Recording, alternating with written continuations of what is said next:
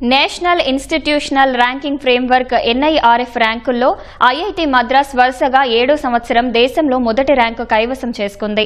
ఈ మేరకు కేంద్ర విద్యాశాఖ మంత్రి ధర్మేంద్ర ప్రధాన్ NIRF ర్యాంకులను ఢిల్లీలో విడుదల చేశారు. రెండో స్థానంలో Indian institute of science IISc Bengaluru నిలిచింది.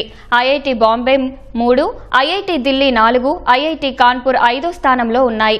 విశ్వవిద్యాలయాల ర్యాంకింగ్స్లో IISc బెంగళూరు మొదటి స్థానంలోనూ, ఢిల్లీలోని జవహర్ లాల్ నెహ్రూ యూనివర్సిటీ రెండో స్థానంలో నిలిచింది.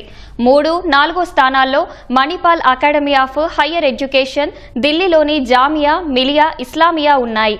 కళాశాలల జాబితాలలో ఢిల్లీ యూనివర్సిటీ పరిధిలోని హిందూ కళాశాల మొదటి స్థానంలో ఉంది.